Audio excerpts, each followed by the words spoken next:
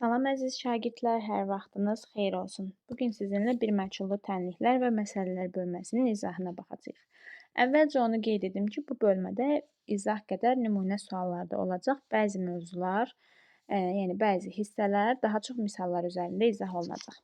Əvvəlcə başlayaq tənlik anlayışından. Nədir tənlik? Bildiyimiz kimi tənlik dəyişəni olan bərabərlikdir. Tənliklər içərisində bizim ilk öyrəndiyimiz tənlik xətti tənlikdir və bu tənlik ax plus b bərabərdir 0 şəklində olur. Bu tənliyi doğru bərabərliyə çevirən x ədədinin qiymətinə həmin tənliyin həlli və yaxud da həmin tənliyin kökü deyilir.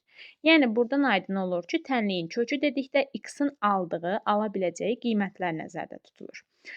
Biz bu tənliyin üzərində çevirmələri aparsaq, yəni ax bərabərdir -b şəklində bir çevirmə aparsaq, bu tənlikdə a və b-nin qiymətlərinə əsasən tənliyin həllərinin sayını müəyyənləşdiririk. Yəni, məsələn, a bərabərdir 0 olsa, b bərabərdir 0 olsa, 0 vurulsun x bərabərdir 0 alınacaq. Baxın, buradan göründüyü kimi x-in qiymətindən asılı olmayaraq istənilən ədədi 0-a vursaq cavab 0 olacaq. Yəni, burada bizim x-i nə götürdüyümüz çox da önəmli deyil. Hər zaman doğru eyniliyi almış olacağıq. Burada biz deyirik ki, bu tənliyin sonsuz sayda həlli var. Bir də belə bir şey ola bilər. Tutalım ki, a bərabər 0, b fərqlidir 0 yazsaq, bu zaman bizim tənliyimizin kökü olmayacaq. Niyə? 0 vurulsun x bərabərdir hər hansı bir ədəd. 5 yazım. Buradan x bərabərdir 5 bölünsün 0 şəklində bir ifadə alacağıq. Biz aşağı siniflərdən də bilirik ki, 0-a bölmə mümkün deyil. Yəni, bu tənliyin həlli yoxdur. Tənliyimizin bəs nə zaman yeganə həlli olur? Yəni, sadəcə bir həlli olan hala baxırıq.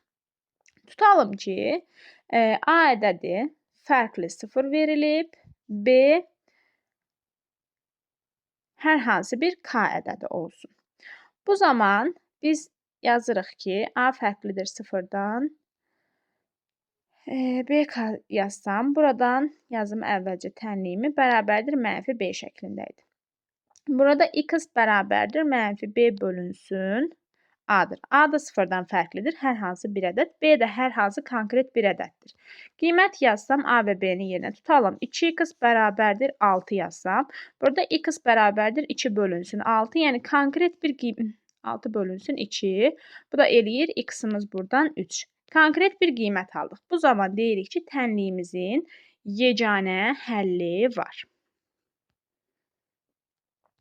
Bir də xətti tənliyə aid belə bir şey qeyd eləmək istəyirəm. Ax bərabərdir b şəklində yazsam, mən tənliyin həm sağını, həm də solunu hər hansı bir ədədə vursam. Tutalım ki, elə yuxarıda yazdığım 2x bərabərdir 6 tənliyinin sağını da solunu da 3-ə vuraram. 3 vurulsun 2x bərabərdir 3 vurulsun 6. Yəni, 6x bərabərdir 18. Baxın, 18-i 6-ya bölsəm də cavab 3 alınır. 6-nı 2-yə bölsəm də cavab 3 alınır. Yəni, biz bu zaman sadəcə tənliyin formasını dəyişdik. Bizim bu yerinə yetirdiyimiz əməl tənliyin kökündə heç bir dəyişikliyə səbəb olmur. Yəni, əgər ehtiyac olarsa, misal izahlarında, çevrilmələrdə, sadələşdirmədə bunu yerinə yetirə bilərsiniz. Eyni şey bölmək üçün də keçərlidirmi? Bəli, keçərlidir. Yalnız diqqət eləməliyik ki, vurduğunuz o ədəd 0-dan fərqli olsun. Qeyd eləmək istəyirəm eyni güclü tənliklər anlayışını. Nədir eyni güclü tənliklər? Bir tənliyin bütün kökləri, tutalım ki, hər hansı bir tənlik verilib. Bu tənlikdə 2 kök almısan, 3 və 5 köklərdir. Başqa bir tənlikdə də forması ola bilər, fərqli olsun. Eyni yazılışa malik olmaq məcburiyyətində deyil. Bu tənliyin də yenə kökləri həmin köklərdən üst-üstə düşür. Bu zaman biz deyirik ki, bu tənliklər eyni güclü tənliklərdir. Eyni güclü tənliklər yuxarıda qeyd elədiyim yolla alınır. Məsələn, 2x bərabər 6 və 3x bərabərdir 9 tənliyi. Bizim yuxarıda aldığımız 6x bərabərdir 18 tənliyi. Hər biri eyni güclü tənliklər adlanacaq. Gəlirəm kvadrat tənliklərə. Nədir kvadrat tənliklər? ax kvadrat plus bx plus c bərabərdir 0 şəklində olan tənlik kvadrat tənliyi adlanır və bu tənliyin də həllərində, yəni həllini taparkən, köklərini taparkən bir neçə üsullardan istifadə edəcəyik. Bu üsullardan ən çox istifadə olunanlardan biri diskriminant üsuludur. Nədir diskriminant üsulu? Bu şəkildə diskriminant bərabərdir b-nin kvadratı minus 4a vurulsun c şəklində diskriminantını tapırıq. Daha sonra tənliyin kökləri birinci kök deyək, mənfi b plus kökün altında d bölünsün 2a. İkinci kök isə mənfi b minus kök altında d bölünsün 2a şəklində yazılıb həll etməklə mümkündür. Baxın, gördüyünüz kimi diskriminant tənliyin köklərini taparkən kök işarəsinin altında olur. Biz buradan belə bir nəticə çıxarda bilərik ki, əvvəlcədən də kvadrat kökləri keçərkən də demişdik ki, cüt dərəcədən, yəni kvadrat kök, dördüncü dərəcədən kök və s. bu tipli cüt dərəcədən kökə daxil olan ədədlər müsbət olmalıdır. Əgər mənfi olarsa, bu tənliyin həlli yoxdur. Yəni, yenə də burada da eyni qaydaya əsaslanaraq deyirəm ki, əgər diskriminant sıfırdan kiçik olarsa, bizim bu tənliyimizin həlli olmayacaq. Diskriminant sıfırdan böyük olarsa, bu zaman baxın, diskriminant sıfırdan böyük olarsa, mənfi b plus hər hansı bir şey, daha sonra mənfi b minus hər hansı bir şey yazarsam, 2 dənə fərqli qiymət alacam. Bu səfər deyirik ki, tənliyin 2 kökü var. Əgər diskriminant sıfıra bərabər olarsa, baxın, sıfıra bərabər olarsa, burada da 0 olacaq, burada da 0 olacaq. Yəni, b-nin üzərinə 0 da gəlsəm, b-dən 0 da çıxsam, cavab yenə b olaraq qalacaq. Ona görə deyirik ki, diskriminant 0 olarsa, tənliyin ya bir kökü var, ya da ki, bir-birinə bərabər 2 kökü var kimi anlayışlardan istifadə edirik. Bu terminlər, yəni bu anlayışlar misal izahlarında da, daha doğrusu misal şərtlərində də olduğu üçün ona görə diqqət etmək lazımdır ki, yəni 2 bərabər kökü və yaxud da 1 kökü anlayışında biz tənliyimizdə diskriminantın 0-a bərabər olduğunu nəzərdə tutmalıyıq.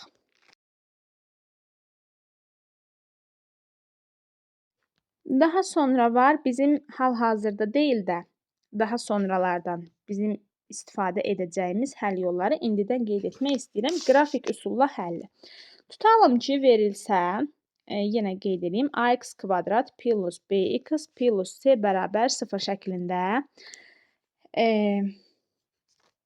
kvadrat tənliyimiz verilsə. Bu kvadrat tənliyin qrafikini qursaq, əgər a 0-dan böyükdürsə və diskriminant 0-dan kiçikdirsə, baxın, bu şəkildə həll olacaq. Yəni, ilk olaraq əsas həllini qeyd edeyim. Baxın, bu normalda bu şəkildədir. A-nın və diskriminantın A dediyimiz x kvadratının əmsalıdır.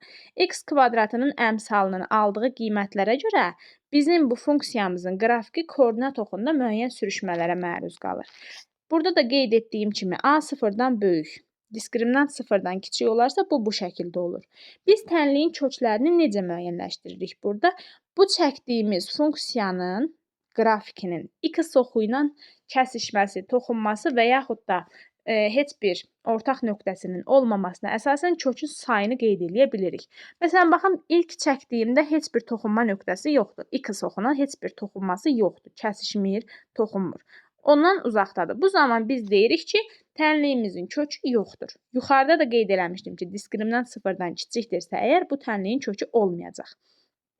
A-nın müsbət olması bu tənliyin köklərinin, daha doğrusu funksiyanın qrafikinin qollarının, parabola deyirik, parabolanın qollarının yuxarı olmasını işarə eləyir. Məsələn, A böyükdür 0, D böyükdür 0 olarsa, bu zaman bizim funksiyamızın koordinatı, daha doğrusu qrafiki koordinat oxları ilə bu şəkildə olur. Yəni, daha fərqli də yerləşə bilər. Məsələn, bu formada, amma əsas o da 2 toxunma nöqtəsi olur.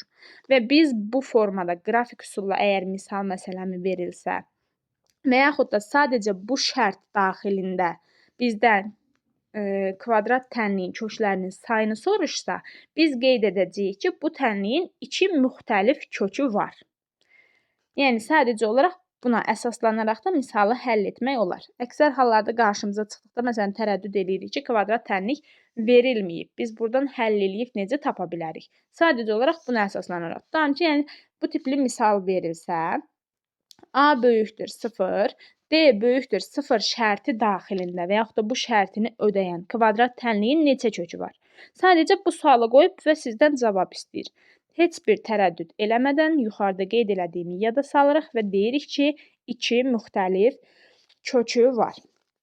Daha sonra, üçüncü oldu deyəsən, bu formada A kiçikdir 0 olarsa, bizim parabolamızın qolları aşağı şəkildə olur. Diskriminant böyükdür 0 olduqda yenə iki kəsişmə nöqtəsi olur və 2 müxtəlif kökü olur.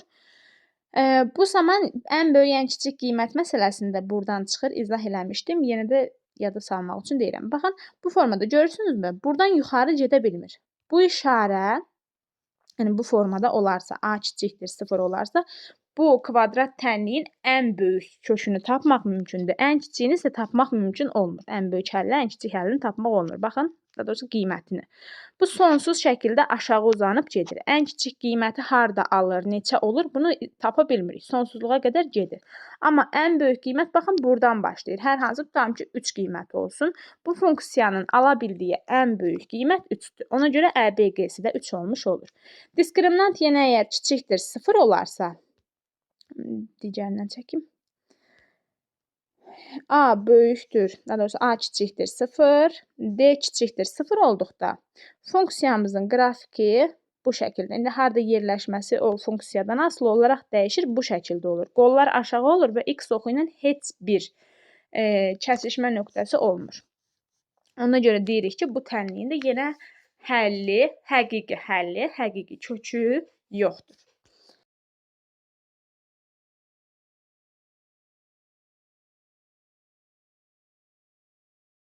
Sizlər üçün qeyd etmək istəyirəm Weyt teoremini.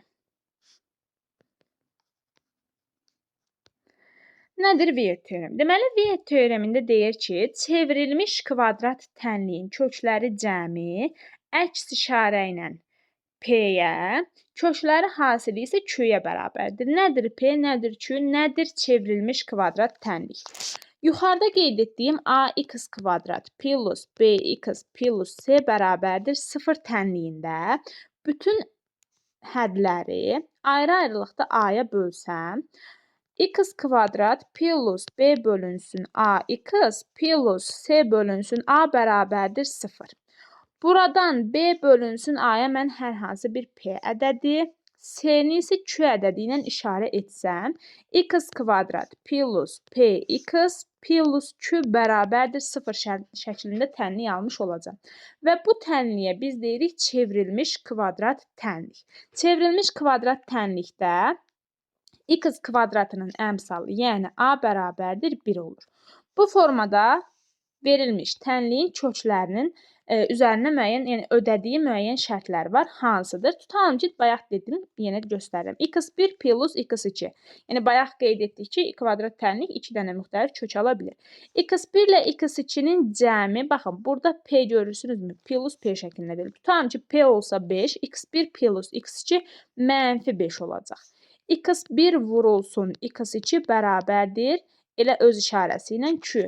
Mənfi 5-dirsə mənfi 5, müsbət 5-dirsə müsbət 5, müsbət 10-dursa müsbət 10. Yəni, hər nədirsə, hasil də həmin ədədə bərabər olacaq. Tutalım ki, bizə verilsə, bu şəkildə bir misal və yaxud da tapşırıq. Deyilsə ki, kökləri, yəni x1 bərabər 2, x2 bərabərdir 3 deyək. 3 olan çevrilmiş kvadrat tənliyi yazın. Çevrilmiş kvadrat tənlikdirsə x kvadrat olduğu kimi yazılacaq. x1 ilə x2-ni toplayıram, baxıram 2 plus 3 elədi 5. Deməli, burada çıxılsın 5-ə bərabər imiş ki, bunları toplayanda cəmi əks işarə ilə olub. Yazıram mənfi 5, üzərinə gəlinsin. 2 ilə 3 müsbət 6 olduğu üçün elə üzərinə gəlinsin. 6 bərabərdir 0 şəklində yazıram. Bunu istər kvadrat üsulu ilə, istər qrafik formada, daha doğrusu istər diskriminant üsulu ilə, istərsə də qrafik çəkərəkdən açıq-aşkar görə bilərsiniz ki, sonda yenə gəlib x-in 2 dənə qiymətini tapacaqsınız. Onlardan biri 2, digəri isə 3 olacaq. Daha sonra başqa hansı məsələləri qeyd edə bilərəm?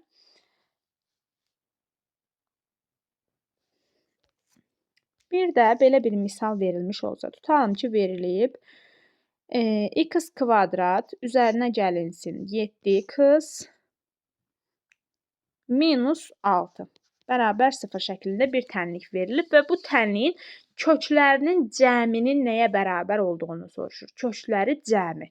Yadıma salıram çevrilmiş kvadrat tənliyi x kvadrat plus px plus q şəklində idi. Bərabər 0. Deməli, biz demişdik ki, köklər cəmi nəyə bərabərdir? Əks işarə ilə p-yə. P-nin yerinə nə durub?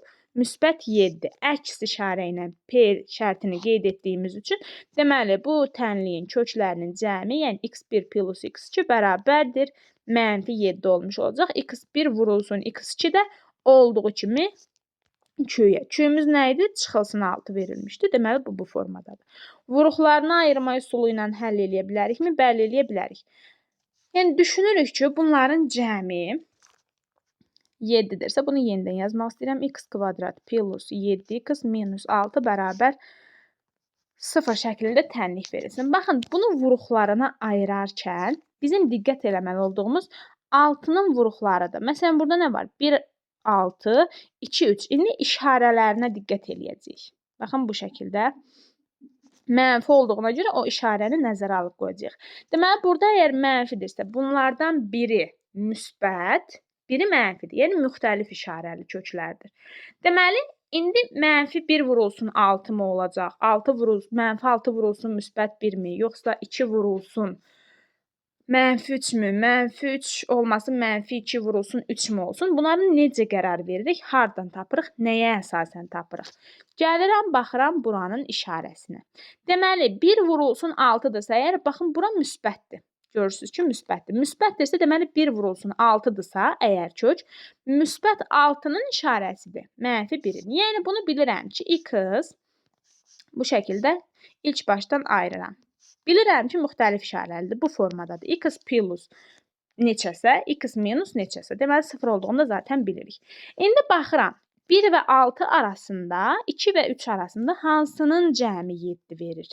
Baxıram ki, heç birində 7 deyil. Necə eləyəcəm? Əslində, burada 7 deyil, 5 yazım ki, hesablamaq daha rahat olsun mənim üçün.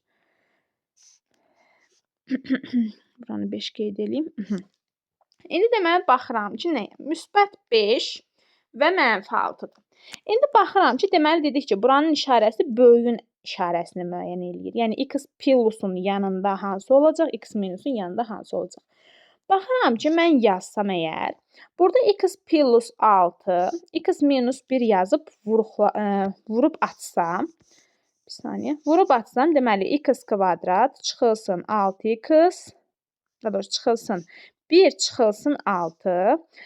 Sonra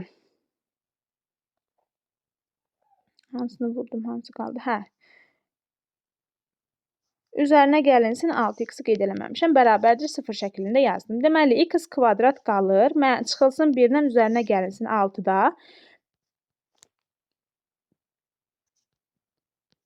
Oldu 5x. Deməli, burada da çıxılsın 6 bərabər 0 şəklində yazmış olacaq. Baxın, bu formada. Başqa birini daha qeyd eləmək istəyirəm.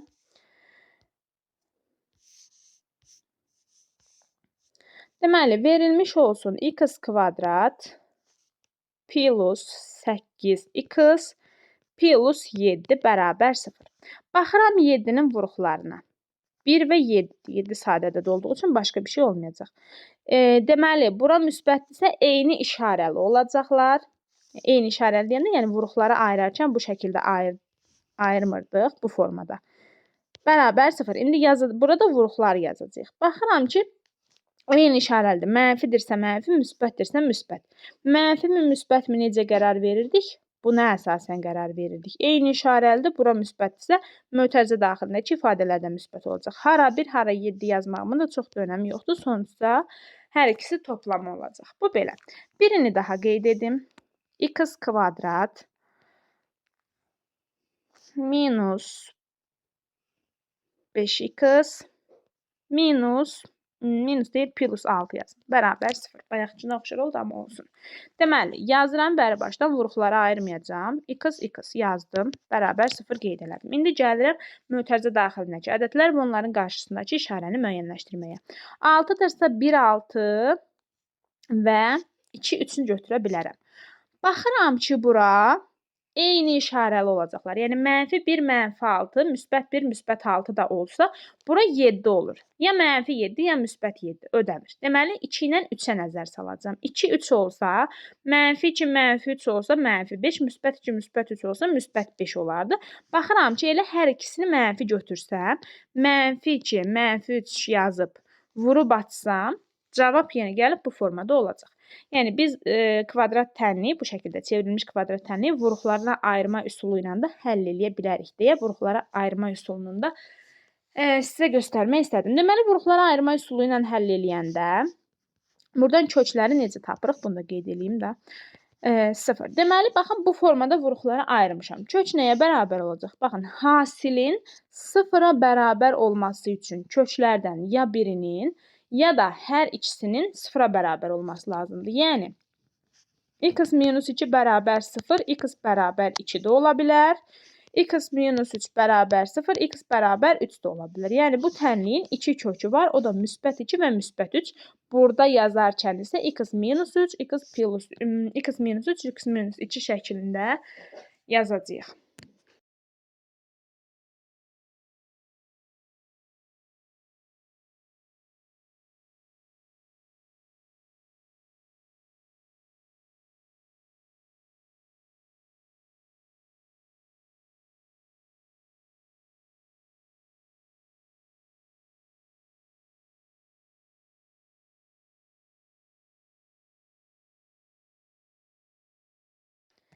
İndi isə rasional tənliklər mövzusuna aid bir neçə tənliyin nümunə şəklində izahını göstərmək istəyirəm. Deməli, bizə verilmiş olsun, köhnə topulda belə bir sual var idi. X plus 4x plus 2, x kvadrat plus 5 tənliyinin deyir.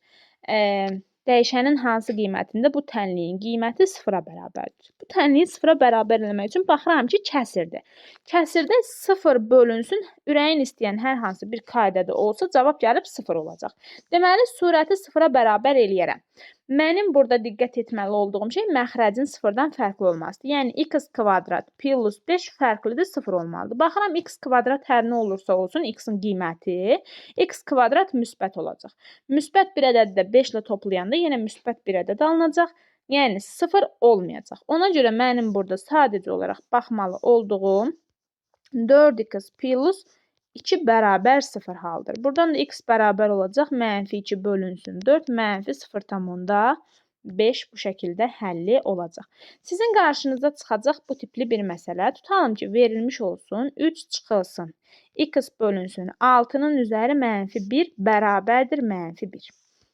Baxın, buradakı -1 ədədin tərsinə çevrilməsi deməkdir. Yəni, məsələn, x üstü -1, 1 bölünsün x deməkdir. Tutalım ki, x üstü -2 verilib nə deməkdir? 1 bölünsün x-in kvadratı deməkdir. İndi gəlirəm bizə verilmiş məsələnin, misalın həllinə. Deməli, əvvəlcə mötərizə daxilindəki ifadəni sadələşdirirəm. 6, 18 çıxılsın x-in üstü -1 bərabərdir -1 deyil. Mən bunu bu biri nəzərə alaraqdan çevrilmiş hala gətirəcəm. 6 bölünsün 18 çıxılsın x bərabər -1. Nə edəcəm? Hər tərəfinə 18 çıxılsın x-a vuracam. Alacağım cavab nədir? -6, -6 deyil, müsbət 6 idi. Müsbət 6 bərabərdir. -18 üzərinə gəlinsin x. 18-i keçirdirəm 6-nın yanına. 24 bərabərdir x. Deməli, bizim x-imizin qiyməti nə imiş? 24-ə bərabər imiş. Bu da bu şəkildə. Tutalım ki, yenə başqa bir misal qeyd eləmək istəyirəm. Belə bir misal verilmiş olsun. X kvadrat plus x bölünsün x kvadrat minus 25 bərabərdir 45 çıxılsın 3x bölünsün x kvadrat minus 25. Nə eləməliyəm? İlk növbədə x kvadrat çıxılsın 25-i 0-dan fərqli götürməliyəm. Baxıram ki, x -5-dən də müsbət 5-dən də fərqli olmalıdır. İndi tənliyimi gəlirəm, həll edirəm. Məxrəclər bərabərdirsə, əgər eyni ifadədir. Baxıram, deməli bunların surətləri də bərabər olacaq. Yəni, verilmiş olsa ki, bu formada x kvadrat plus x bərabərdir 45 çıxılsın 3x yazıram. Bir saniyə.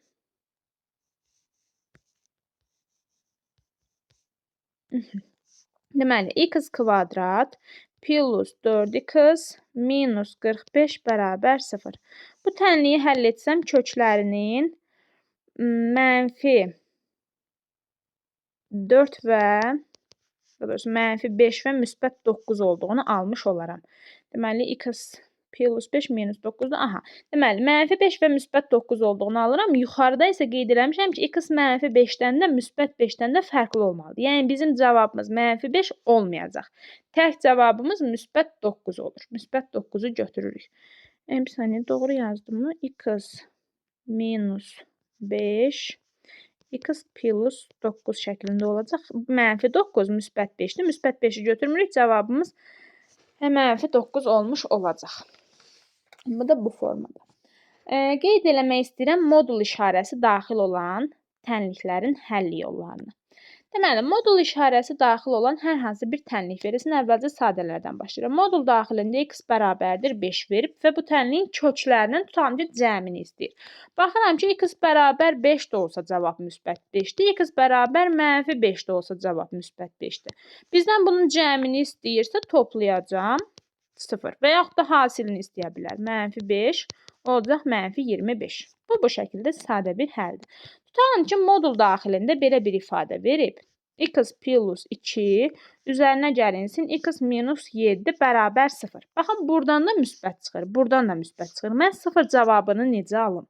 Əgər mənfi 5 müsbət 5 olsaydı toplayardım 0 olardı. İndi necə alım?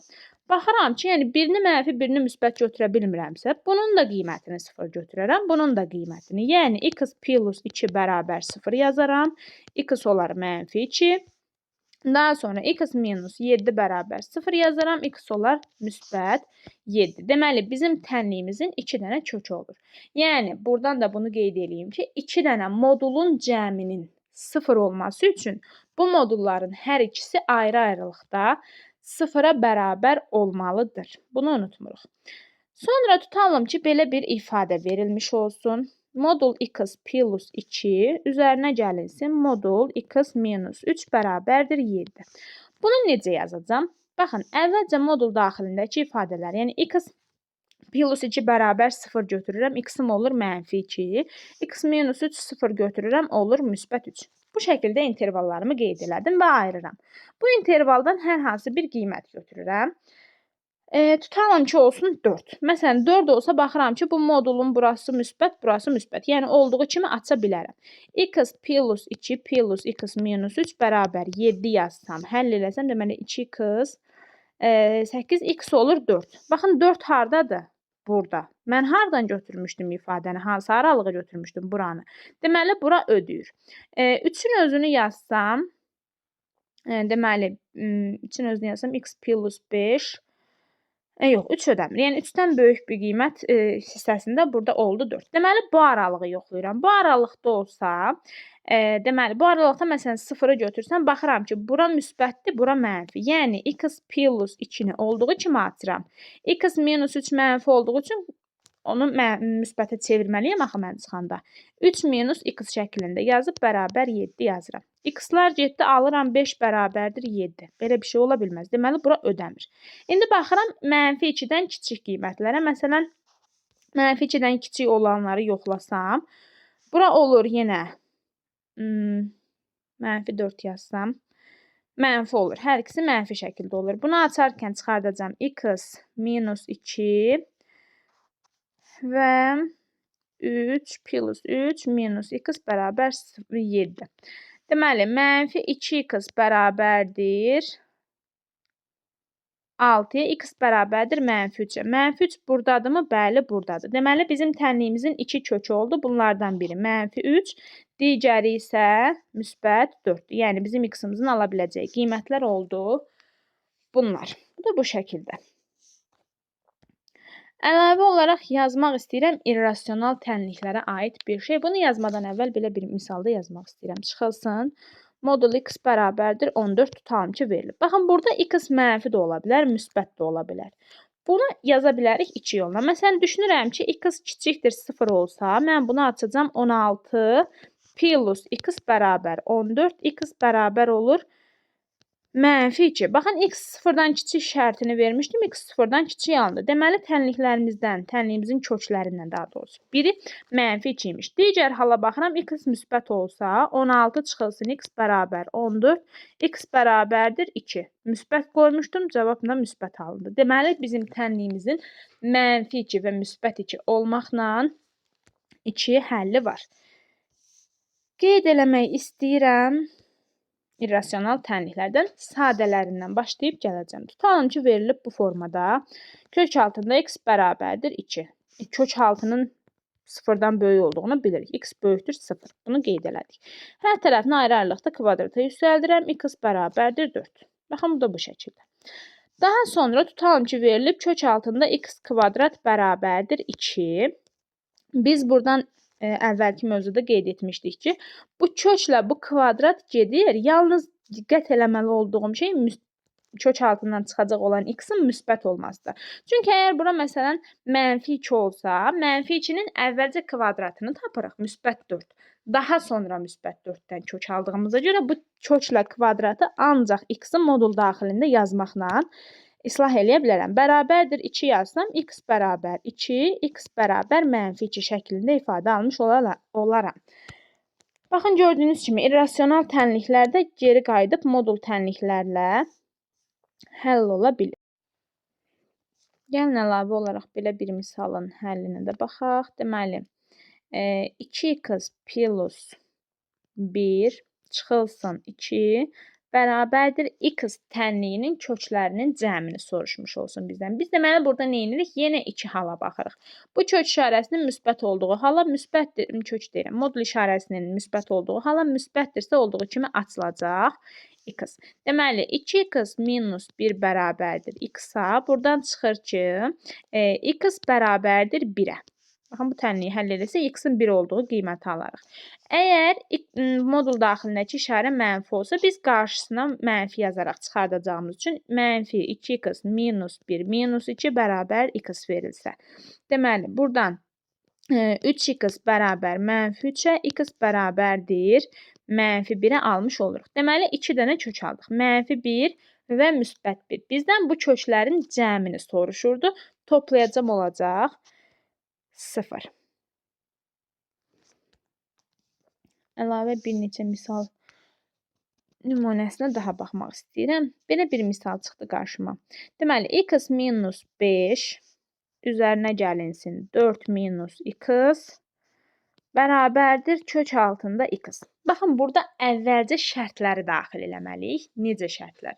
Deməli, baxın, bura baxıram ki, x müsbət olmalıdır. Kök işarəsi cüt dərəcə daxil hər birində. Ona görə müsbət olmalıdır. X böyük bərabər 0. Bura deyir ki, x kiçikdir, bərabərdir 4 olsun. Bura deyir ki, x böyük bərabərdir 5 olsun.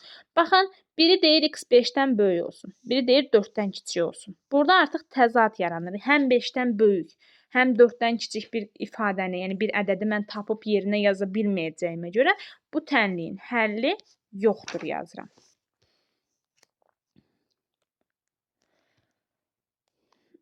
Daha sonra bir neçə misal daha göstərmək istəyirəm.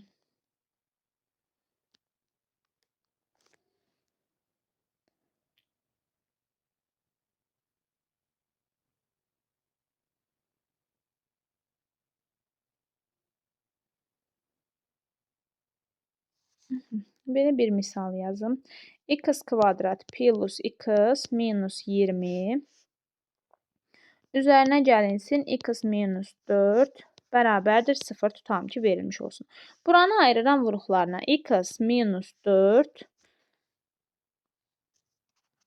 x plus 5 şəklində olacaq.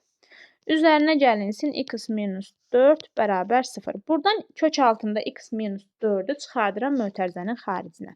X minus 4 kök altında x plus 5 plus 1 bərabər 0. Deməli, buradan alırıq biz 2 dənə yol. Deməli, biri ola bilər x minus 4 bərabər 0, x bərabər 4. Digəri isə necə idi? Kök altda x plus 5 plus 1 bərabərdir 0. Baxıram ki, kök altında x plus 5 bərabər mənfi 1 alınır. Bu da olmayacağına görə buradan həqiqi kök çıxmır. Bizim tənliyimizin yalnız bir kökü var. O da oldu müsbət 4. Bir neçə misal nümunəsindən daha baxım. Qeyd eləmək istədiyim. Tutalım ki, yenə modula oxşar belə bir ifadə olmuş olsun. Tutalım ki, verilib y minus 7 üzərinə gəlinsin x plus 6 bərabər 0. Baxın, bu 2 dənə kökün cəmi 0-a bərabərdir. Yenə baxıram ki, birini mənfi, birini müsbət götürə bilmərəm. Belə bir şey olmaz. Çünki hər ikisi müsbət olmalıdır kök altı. Nə edəcəm? Yenə ayrı-ayrılıqda 0-a bərabər eləyəcəm. Y minus 7 bərabər 0. Y-imiz buradan çıxır ki, 7 imiş. Bir də x plus 6 bərabər 0. X-imiz də bərabərdir. Mənfi 6 olmuş olacaq. Bundan sonra gəlir bir məchullu tənliklər mövzusunda tənlik qurmaqla məsələ həlli. Bunlara aid ayrıca bir video çəkib paylaşmaq istəyirəm. Yəni bunu başqa bir videoda daha ətraflı məsələ həlləri üzərində çəkib göstərəcəm. Hələlik bu qədər kifayət edər. Sağ olun, salamat qalın.